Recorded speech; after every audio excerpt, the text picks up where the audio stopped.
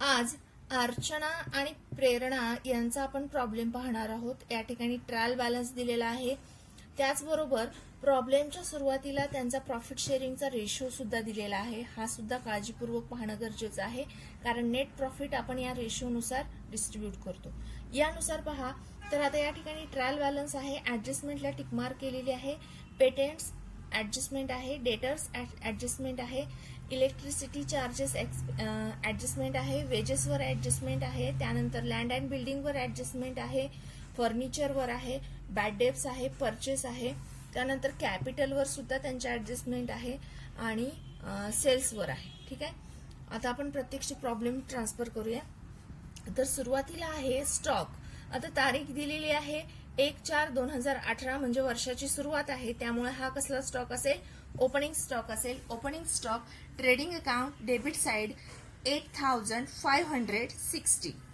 त्यानंतर आहे patents, asset आहे तुमची, ऍसेट असल्यामुळे बॅलन्स शीटच्या ऍसेट साइडला येणार, याच्यावर ऍडजस्टमेंट आहे त्यामुळे अमाऊंट इनर कॉलमला। त्यानंतर डेटर्स, डेटर्स सुद्धा ऍसेट आहे, बॅलन्स शीटच्या ऍसेटला ऍडजस्टमेंट आहे त्यामुळे अमाऊंट इनर कॉलमला। त्यानंतर आहे पहा स्टॉक ऑफ स्टेशनरी। आता फक्त स्टॉक असता फक्त स्टेशनरी असती तर आपण घेतलेली असती प्रॉफिट अँड लॉस अकाउंटच्या डेबिट साइडला, फक्त स्टेशनरी असती तर। पण या ठिकाणी काय सांगितलंय? Stock of stationery. Stock of stationery जेव्हा असा उल्लेख असेल तेव्हा ती तुमची ऍसेट असते, त्यामुळे ऍसेटला येणार stock of closing stock of stationery किंवा स्टॉक ऑफ स्टेशनरी म्हणू शकता तुम्ही। बॅलन्स शीटच्या असेटला अमाऊंट 3000। त्यानंतर नेक्स्ट आहे ट्रेडमार्क।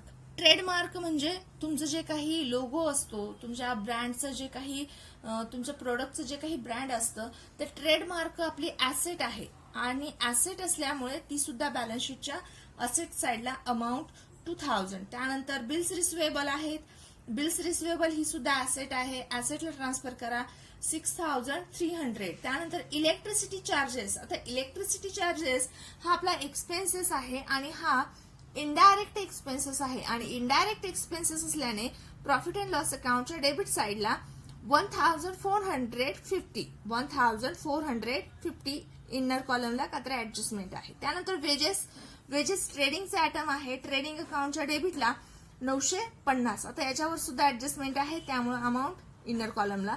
त्यानंतर हिटिंग अँड लाइटिंग। आता फक्त लाइटिंग असतं तर प्रॉफिट लॉसला घेतलं असतं, पण या ठिकाणी हिटिंग अँड लाइटिंग म्हणजे या ठिकाणी ऊर्जा सुद्धा आहे, जी काही प्रोडक्शनसाठी लागणारी ऊर्जा आहे ती ऊर्जा सुद्धा या ठिकाणी वापरलेली आहे, त्यामुळे हे ट्रेडिंग अकाउंटचं आयटम आहे आणि त्यामुळे इथं अमाऊंट येणार 1000 ट्रेडिंग अकाउंटच्या डेबिट साइडला। त्यानंतर आहे ट्रेड एक्सपेन्सेस। आता ट्रेड एक्सपेन्सेसचं पहा तर ट्रेड एक्सपेन्सेस जर प्रॉब्लेम मध्ये दोन प्रकारचे एक्सपेन्सेस दिलेले असतील, एक ट्रेड एक्सपेन्सेस आणि दुसरा जनरल एक्सपेन्सेस, तर अशा वेळी ट्रेड एक्सपेन्सेस जातो ट्रेडिंगला आणि जनरल एक्सपेन्सेस येतो प्रॉफिट लॉसला। पण सध्याच्या प्रॉब्लेम मध्ये आपल्याला ट्रेड एक्सपेन्सेस हा एकच एक्सपेन्सेस दिलाय, लक्षात घ्या। प्रॉब्लेम मध्ये ट्रेड एक्सपेन्सेस हा एकच एक्सपेन्सेस असेल तर हा ट्रेड एक्सपेन्सेस आपण प्रॉफिट लॉसच्या डेबिट साइडला नोंदवायचा। पण प्रॉब्लेम मध्ये दोन प्रकारचे एक्सपेन्सेस असतील आणि त्यातला एक ट्रेड असेल तर ट्रेड जाणार ट्रेडिंगला। येथे लक्षात, प्रॉब्लेम मध्ये दोन प्रकारचे एक्सपेन्सेस असतील तर ट्रेड ट्रेडिंगला जाणार आणि दुसरा प्रॉफिट लॉसला। पण सध्याच्या प्रॉब्लेम मध्ये ट्रेड एक्सपेन्सेस एकच एक्सपेन्सेस असल्याने तो येणार प्रॉफिट अँड लॉस अकाउंटच्या डेबिट साइडला। त्यानंतर आहे सेल्स रिटर्न। सेल्स मधनं आपण सेल्स रिटर्नची अमाऊंट काय करणार? लेस करणार, त्यामुळे ट्रेडिंग अकाउंटच्या क्रेडिट साइडला। त्यानंतर land and building. Land and building asset आहे, ऍसेटला ट्रान्सफर करा, ऍडजस्टमेंट असल्यामुळे अमाऊंट इनर कॉलमला। त्यानंतर फर्निचर, फर्निचर सुद्धा ऍसेट आहे, अमाऊंट इनर कॉलमला घ्या। याच्यानंतर कॅश ॲट बँक आहे, ऍसेट आहे, amount 5000 balance sheet asset side. त्यानंतर इन्व्हेस्टमेंट अमाऊंट 7500 ऍसेट आहे, ऍसेटला ट्रान्सफर करा। त्यानंतर ड्रॉविंग्स आहेत पहा, ड्रॉविंग्स आहेत, दोघींच्या ड्रॉविंग्स आहेत ते त्यांच्या कॅपिटल मधनं लेस केले जातं। या ठिकाणी आपल्याला इंटरेस्टची सुद्धा ऍडजस्टमेंट आहे, त्यामुळे मी काय केलेलं आहे, अगोदर इंटरेस्टची ऍडजस्टमेंट घेतली आहे, नंतर ड्रॉविंग। म्हणजे तुम्ही काय करा, कॅपिटलसाठी एक 3 ओळी जागा ठेवा आणि लेस ड्रॉविंग तर त्याच पद्धतीने प्रेरणाचं सुद्धा कॅपिटलसाठी 3 ओळी जागा ठेवायची आणि त्यानंतर लेस ड्रॉविंग अमाऊंट इनर कॉलमलाच घ्यायची ड्रॉविंगची. त्यानंतर bad debts, profit and loss account debit side amount inner कॉलमला. त्यानंतर परचेस, ट्रेडिंगचा आयटम आहे, trading account debit side amount इनरला का तर ऍडजस्टमेंट आहे. त्यानंतर कॅपिटल आहे, कॅपिटल आपण ट्रान्सफर केलंय इनर कॉलमला घेतलंय अर्चनाचं आणि प्रेरणाचं सुद्धा. त्यानंतर अदर लोन. आता अदर लोन म्हणजे काय तर बाहेरनं कुणाकडनं तर लोन घेतलेलं आहे. आता लोन म्हटलं का लॅबिलिटी आली, त्यामुळे बॅलन्स शीटच्या लॅबिलिटीला आपण घेतली अमाऊंट 3000. त्यानंतर रिझर्व्ह फंड. रिझर्व्ह फंड म्हणजेच आपलं जे काही प्रॉफिट होतं त्या प्रॉफिटलाच काही भाग आपण फंडच्या स्वरूपात रिझर्व्ह स्वरूपात ठेवतो आणि हे जे आहे हे पार्टनर्सचं असतं, त्यामुळे ही लॅबिलिटी आहे. त्यामुळे बॅलन्स शीटच्या लॅबिलिटीला रिझर्व्ह फंड अमाऊंट 1000. त्यानंतर सन्ड्री क्रेडिटर्स आहेत, अमाऊंट आहे 17,500. हे सुद्धा लॅबिलिटी आहे, लॅबिलिटीला घ्या. त्यानंतर बिल्स पेबल लॅबिलिटी आहे, अमाऊंट आहे 5000. त्यानंतर परचेस रिटर्न. आता बघा परचेस रिटर्न परचेस मधनं लेस केलं जातं, म्हणजे परत आले जे काही आपण माल खरेदी केलता त्यातला काही माल आपण परत केलेला आहे. तर टोटल परचेस होती आपली 23,700ची. तर त्यातनं परचेस रिटर्नचे 1000 लेस केले तर आता टोटल परचेस राहिली 22,700. ठीक आहे. त्यानंतर आहे आरडीडी. आता तुम्हाला सांगितलं होतं मी अगोदरच की ट्रायल बॅलन्स मध्ये जर आरडीडी असेल तर तो कसला आरडीडी असतो, ओल्ड आरडीडी. आणि ओल्ड आरडीडी हा नेहमी लेस केला जातो new bad debts new RDD मध्ये. ठीक आहे. तर त्या पद्धतीनं ओल्ड आरडीडी या ठिकाणी 500 रुपये आपण लेस केलेला आहे. याच्यानंतर सेल्स आहे पहा, सेल्स आहे 30,200ची. सेल्स मधनं सेल्स रिटर्नचे 400 रुपये लेस केले तर टोटल सेल राहिली आता 29,800. त्यानंतर इंटरेस्ट क्रेडिट बॅलन्सला दिलाय, त्यामुळे प्रॉफिट अँड लॉस अकाउंटच्या क्रेडिटला घ्या बाय इंटरेस्ट 310. म्हणजे इंटरेस्ट क्रेडिटला दिलाय त्यामुळे प्रॉफिट लॉसच्या क्रेडिटला आपण इंटरेस्ट ट्रान्सफर केलं. याच्यानंतर आता ऍडजस्टमेंटला सुरुवात करूया आपण. तर पहिली ऍडजस्टमेंट पहा, stock on 31st March 2019 is valued at cost price rupees 12,000 and market price rupees 17,000. बघा दोन प्राइस दिलेले आहेत तुम्हाला क्लोजिंग स्टॉकच्या, एक कॉस्ट आहे आणि एक मार्केट आहे.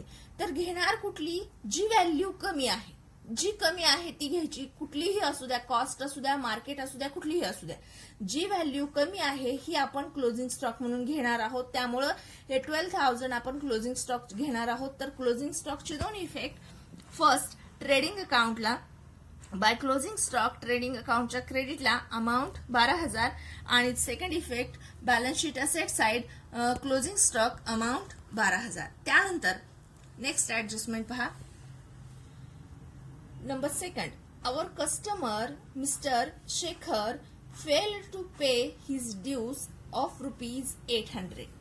आपले एक ग्राहक आहेत शेखर म्हणून आणि ते 800 रुपये देऊ शकत नाहीत. ते आपले 800 रुपये त्यांनी दिले नाहीत. तर म्हणजेच हे काय आहेत, त्यांनी आपले 800 दिले नाहीत, म्हणजेच हे आपले बॅड डेट्स आहेत. आता उघड या ठिकाणी बॅड डेट्स म्हणून उल्लेख केला नाही. त्यांनी काय सांगितलं की शेखर नावाचे एक कस्टमर आहेत आणि ते आपले 800 रुपये देऊ शकत नाही. त्यामुळे आपण हे बॅड डेट्स आहेत, हे आपले बॅड डेट्स डेटर्स मधनं लेस करणार आपण. त्यामुळे डेटर्स मधनं लेस करा. डेटर्स आहेत 18,500चे, त्यामधनं लेस बॅड डेट्स 800. टोटल आउटरला डेटर्स राहिले 17,700चे.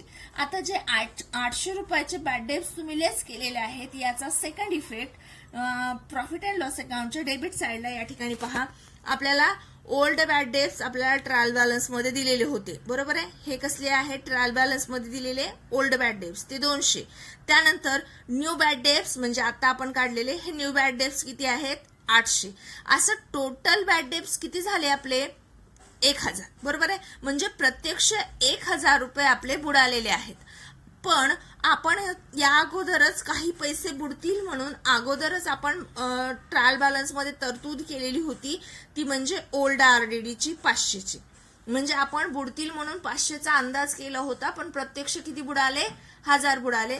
त्यामुळं old bad debts, total new bad debts, old RDD, total new bad debts जे आहेत त्यामधनं हा ओल्ड आरडीडी आपण लेस केला आणि आता आपले किती बुडाले? तर 500 रुपये, म्हणजे करंटमध्ये आपला आता 500 रुपये हा लॉस झाला. त्यानंतर नंबर 3, आता या ठिकाणी सांगितलेलं आहे 1/8 of patents are to be written off, म्हणजे पेटेंट्सच्या 1/8 एवढ्या प्रमाणात अमाऊंट रिटर्न ऑफ करायची. रिटर्न ऑफ करायची म्हणजेच काय करायची? तर पेटेंट्स मधनं तेवढी अमाऊंट काढून टाकायची. मग पेटेंट्स मधनं तेवढी अमाऊंट काढायची म्हणजे काय करावं लागेल? तर पहा, पेटेंट्सची अमाऊंट आपल्याला दिली आहे 2000, बरोबर आहे, आणि त्याच्या 1/8 प्रमाणात अमाऊंट रिटर्न ऑफ करायची आहे. मग 1/8 ही प्रमाणात अमाऊंट रिटर्न ऑफ करायची म्हणजे गुणिले 1/8 केला आपण, 8 2000ला भागलं तर अमाऊंट येते 250. अमाऊंट किती येते? 250. एवढी अमाऊंट पेटेंट्स मधनं लेस करायची. त्यामुळे पेटेंट्स ऍसेट आहे, ऍसेट मधनं लेस करा, लेस रिटर्न ऑफ. आता आपल्याला प्रॉब्लेम मध्ये ऍडजस्टमेंट मध्येच रिटर्न ऑफ म्हटले, त्यामुळे इथं सुद्धा रिटर्न ऑफचाच उल्लेख करा. लेस रिटर्न ऑफ अमाऊंट 250. 2000 मधनं 250 गेले, आउटरला राहिले 1750. आणि एवढा लॉस झाला का? तर पेटेंट्स ऍसेट आहे, ऍसेट मध्ये एवढी अमाऊंट कमी झाली म्हणजे लॉस झाला. त्यामुळे हे येणार प्रॉफिट अँड लॉस अकाउंटच्या डेबिट साइडला. या ठिकाणी to patents written off amount 250. ठीक आहे. त्यानंतर नेक्स्ट आता पहा, a part of furniture ₹500, sorry 5000. A part of furniture ₹5000. फर्निचरचा एक पार्ट 5000चा आहे असं सांगितलंय. Is purchased on 1 October 2018. जो कधी परचेस केलेला आहे? 1 ऑक्टोबर 2018ला परचेस केलाय, बरोबर आहे. आणि त्याच्याशीच रिलेटेड खालची ऍडजस्टमेंट आहे बघा. डिप्रिसिएशन सांगितलंय लँड बिल्डिंगच्या 10% आणि फर्निचरच्या 5%. आता हे फर्निचरच्या 5% डिप्रिसिएशन घेत असताना ह्या पार्टचं डिप्रिसिएशन आपल्याला सेपरेटली काढावं लागेल, कारण याची डेट आपल्याला वेगळी सेपरेटली दिलेली आहे. त्यामुळं अगोदर आपण काय करूया? बिल्डिंगचं डिप्रिसिएशन घेऊया, नंतर फर्निचरचं डिप्रिसिएशन पाहूया. तर बिल्डिंगच्या 10% डिप्रिसिएशन किती येतं? टोटल बिल्डिंग 22,000ची आहे, मग त्याच्यात 10% आलं 2200. आउटरला बिल्डिंग राहिली 19,800ची. जे 2200 आहेत ते आपण जे लेस केलेत बिल्डिंग मधनं तेवढा लॉस आहे, त्यामुळे प्रॉफिट लॉसच्या डेबिटला घ्या. To depreciation on building 2200. आता फर्निचरवर डिप्रिसिएशन काढत असताना मात्र काळजी घ्यायची. फर्निचरवर डिप्रिसिएशन टोटल अमाऊंटवर काढायचं नाही. या ठिकाणी मी डिवायडेशन केलंय बघा फर्निचरचं. तर पहा, फर्निचरचा आपल्याला पार्ट सांगितलेला आहे, बरोबर आहे. मग आपल्याला त्यातला एक पार्ट सांगितलाय 5000चा आहे. बरं, टोटल फर्निचर कितीचं आहे आपलं? तर टोटल फर्निचर 13,000चं आहे. आणि मग या 13,000चं काय सांगितलं? एक पार्ट 5000चा आहे. मग 13,000तला एक पार्ट 5000चा असेल तर सेकंड पार्ट कितीचा असेल? तर 8,000चा असणार आहे, बरोबर आहे. कारण 13 मधनं 5 गेले, राहिले किती?